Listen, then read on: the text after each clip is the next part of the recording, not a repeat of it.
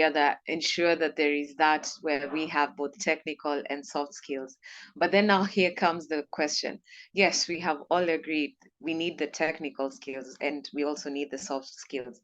As Thelma mentioned, when you go to the factory, it's not just you know how to code or you know how to write the system. You need to also know something extra that is going to be added on. So now, how do we find our tribe? So how do we pass on? How do we look at leadership and mentorship? So now you'll find that when we talk about a tribe, next slide, please. When we talk about a tribe, we are looking at a close knit group of people. And now here we are trying to say we need more girls in STEM. Yes, science, technology, engineering, maths. But then here's the thing: there is still some art in it. As you're doing that science, as you're doing that tech, as you're doing that mathematics, as you're doing engineering, there is some form of art that is in it.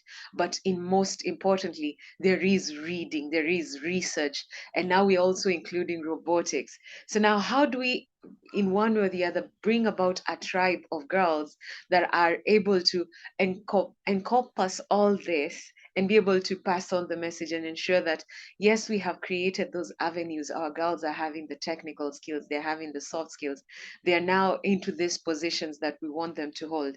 How do we ensure that in one way or the other that we are not missing the mark? And this is where we go and say that empowered ladies, that's the next slide, Carol, kindly. Empowerment leads to innovation. Now, if we look through all our speakers, in one way or the other, once you hear them speak, they're able to give us of different scenarios, different environments, because they have been able to go to a different or have that experience from a different point of view. And now they become, now, if I was to come back to my environment, how can I do it differently? And now that's how we start creating change makers. Even if we were to look across the divide, the notable people were the ones who, in one way or the other, they had an idea, they were guided in one way or the other, or empowered in one way or the other, and they were able to bring about change in the community. And now there's one thing we can agree on. Once we encourage, yes, let's have girls learning the science, let's have girls in the engineering field, let's have girls pursuing mathematical related courses. Now we are having data analytics, data science as a whole new field that is looking forward to blow up in ways we can't even at the moment enumerate. Yes, we need to encourage, but then having those diverse perspectives are going to help us come up with very creative solutions. If we look at our last speaker, she said, if I'm not wrong, she did a degree in mathematics, and she always she learned that she can teach from a very young age, but she did not want to settle in teaching. But in one way or the other, she ended up in teaching and now robotics, but then she's also applying the math in it. And there is some form of, you know, having those diverse perspective that will have that creative solutions. And I'm pretty sure the classes that she attends or the ones that she gives, they must be very enjoyable, because now look at the different perspective that you're having. Somebody who already has the basics of math, and then now they're here uh, adding on to technology and robotics.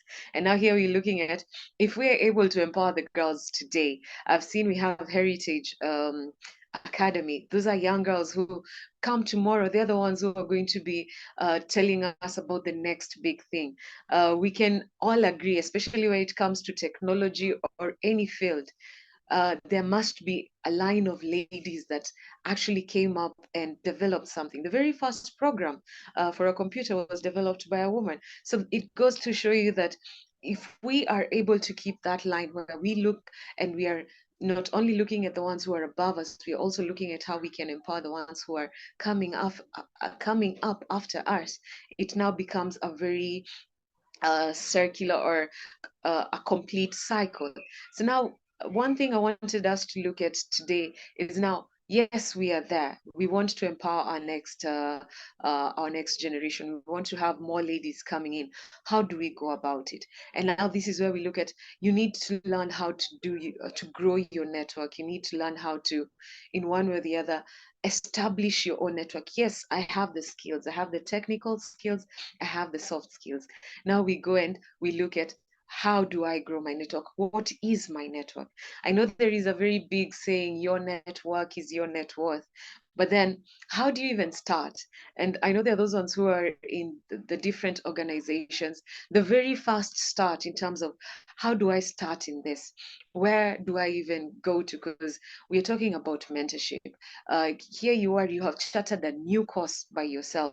You know, you did a degree in math, and now here you are. You need to charter away. And I'm pretty sure there are others who are going to be encouraged to join your path. So now, how do you charter that? And now also help those ones who are coming up after. Mhm. Mhm.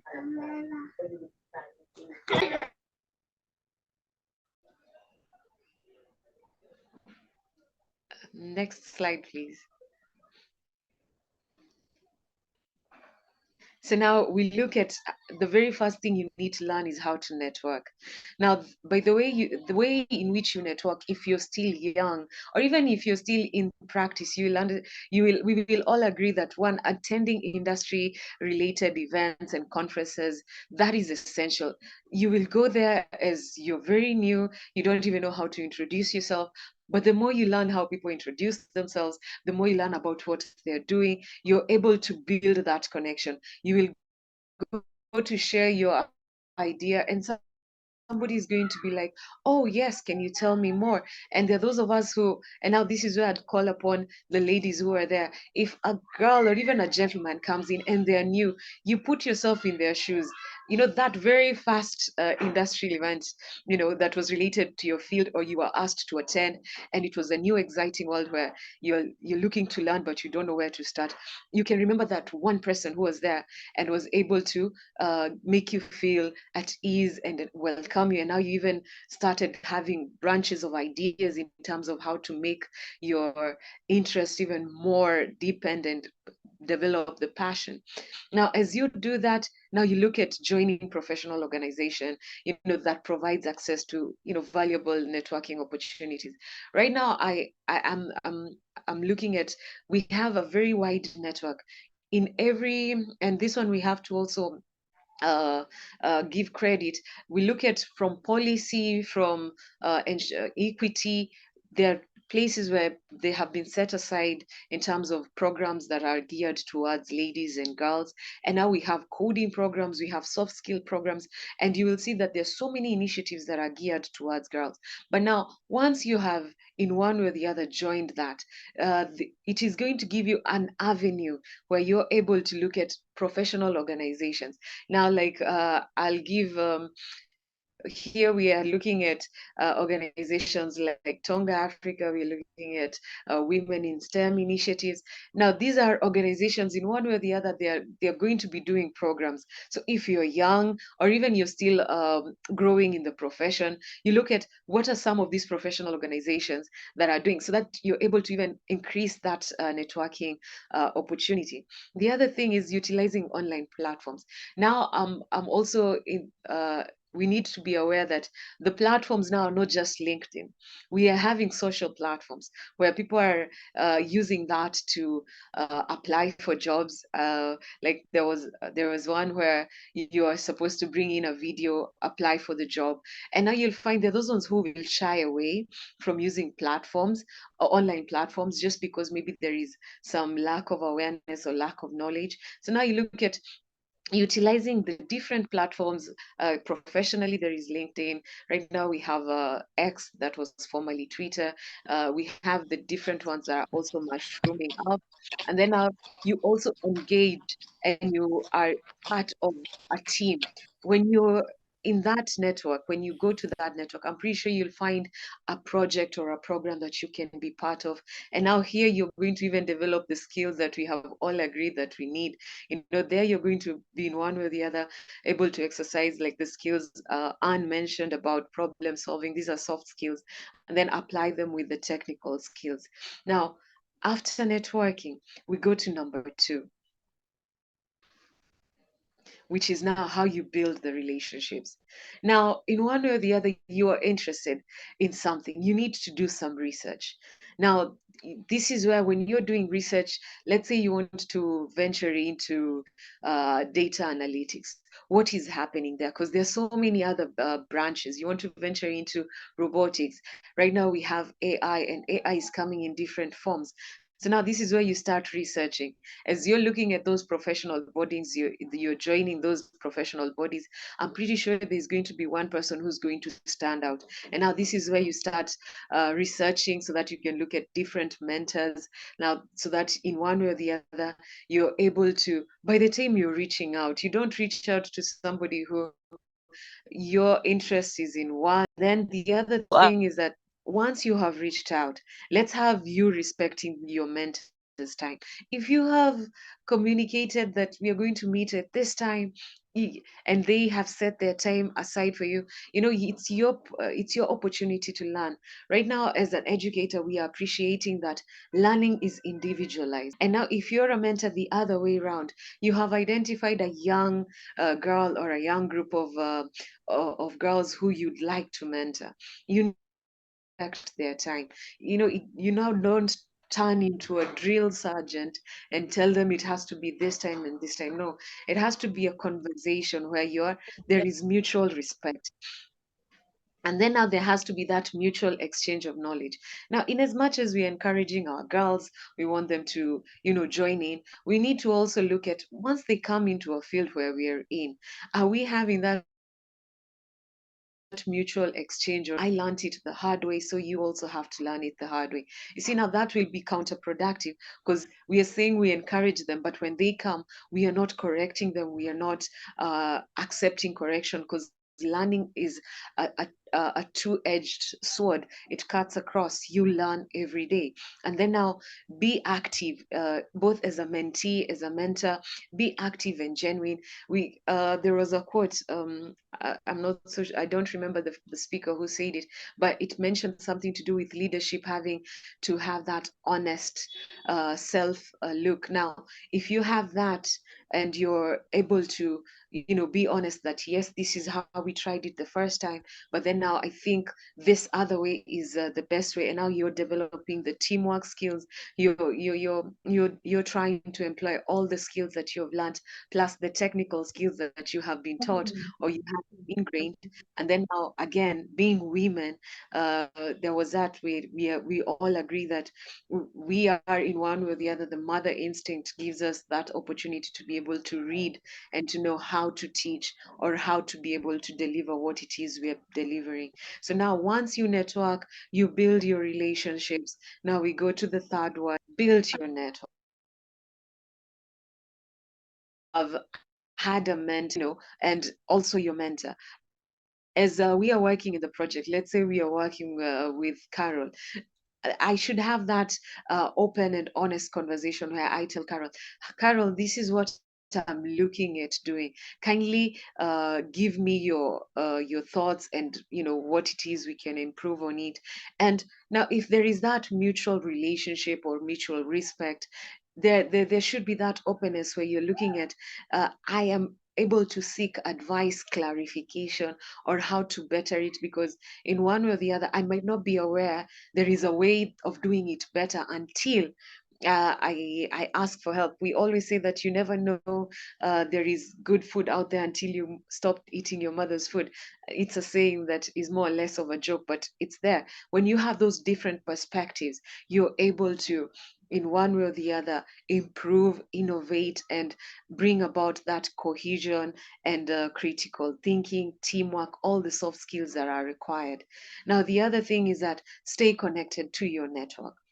Now, we will all agree it takes a balance to be a mother, a sister, a friend, the girl in you, the CEO, the administrator, the teacher, and all this. It all takes a balance. And there are sometimes where you might feel overwhelmed and all this, but have that one thing that keeps you connected. Have that one thing that, even if it's a weekly check-in or a monthly check-in, and if you're in one way or the other having assignments, ensure that you do them.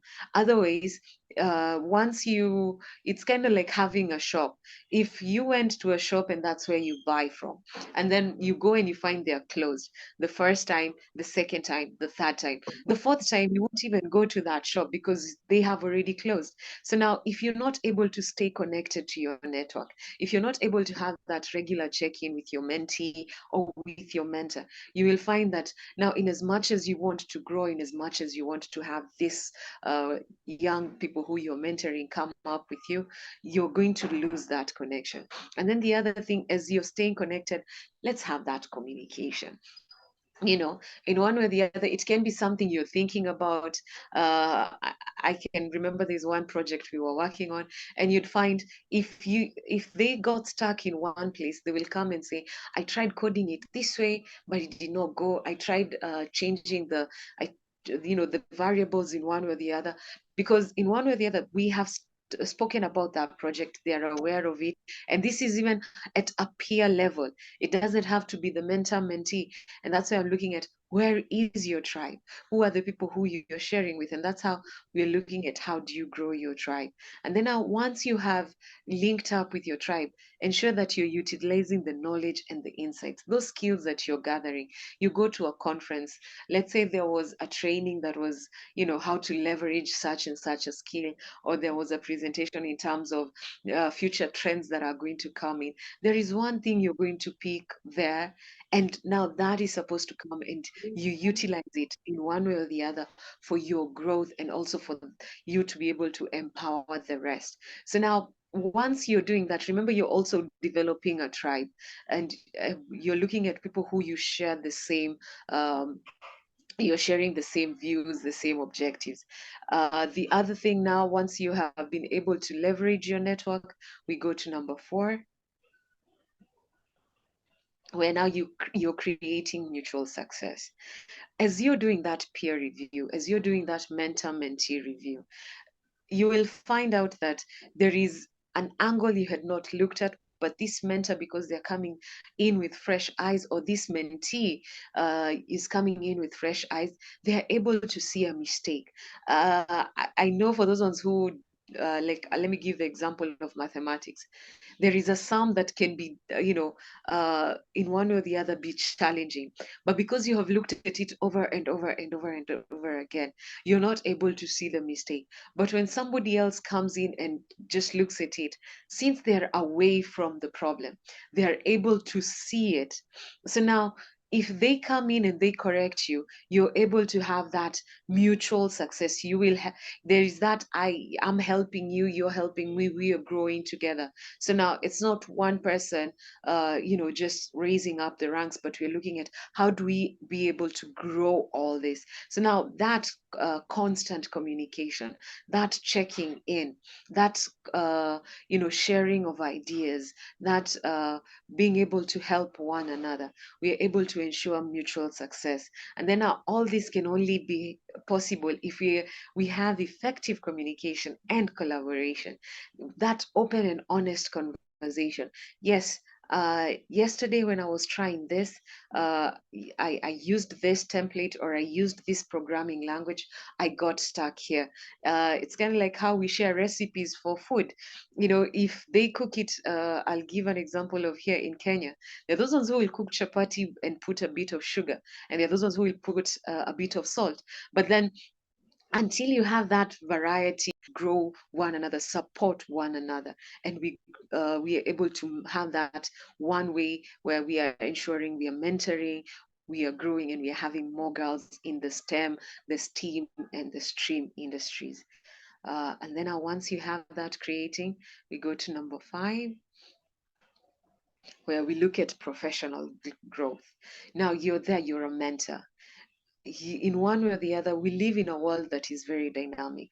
Today, technology, we are talking about, there is this way that Apple has introduced, where if the device cost this much and you earn this much amount of money in terms of your work, why don't you come work for us? Right? And that is going to be as payment for your device. And now, that is a new way of looking at it. So now, there is that where you need to continuously learn. How do I, in one way or the other, acquire the skills? Some of us acquire the skills by going through internships, by attending those programs. Now, how do you continuously develop yourself? How do you able, in the tech industry, things are coming new every single day. We are looking at the different architectures that are coming up. We are trying to incorporate that. Just the other day, AI just started. Look at the different ways we are able to uh, represent data, to be able to create. Right now, AI has the capability of actually using text to video sort of capabilities. And in one way or the other, if the technology or if the industry is evolving, even in the banking sector, you'll find they're evolving. The health sector, they're evolving. It means even for us as ladies, even for us as human beings, we need to evolve. And that's why we need that professional growth. And when we are emphasizing on that, we are able to pass down to those ones who are coming to us, after us. We are empowering the generations that are coming. And we are able to set them up. They do not start from where we started. They're able to start from a different perspective because we were able to solve one issue, we were able to solve another issue. So now they are already a step ahead. And then wherever you are, you seek feedback. You can be in one or the, remember, we are looking at the network that you have been slowly growing as you are mentoring, as you are being mentored. You are growing a network.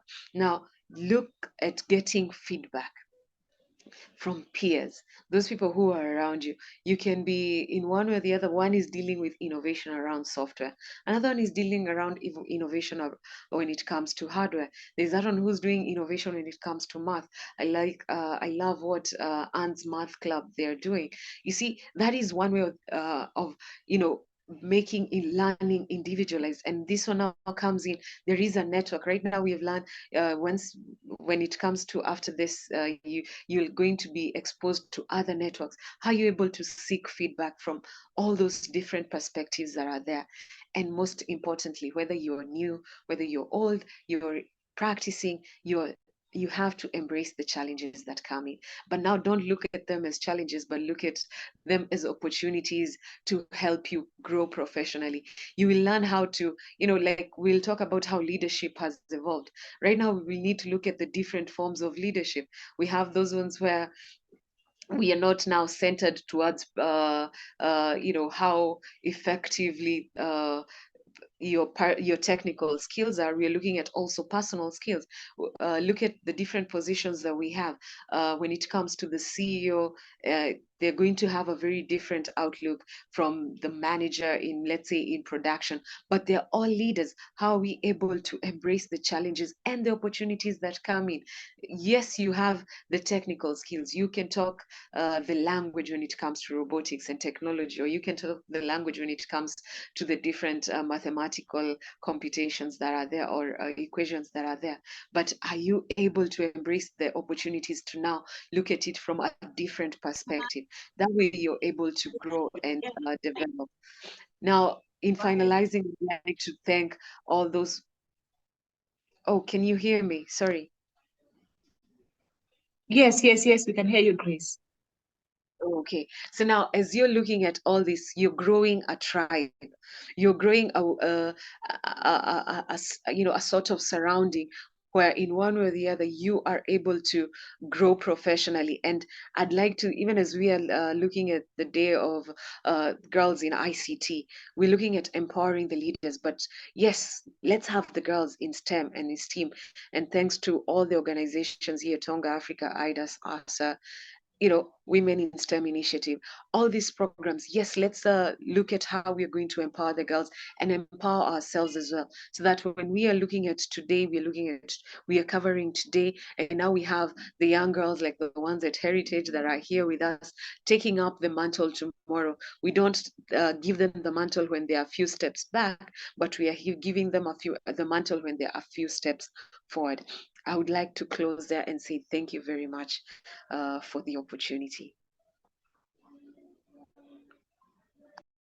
Wonderful, wonderful presentation. Thank you so much, Grace.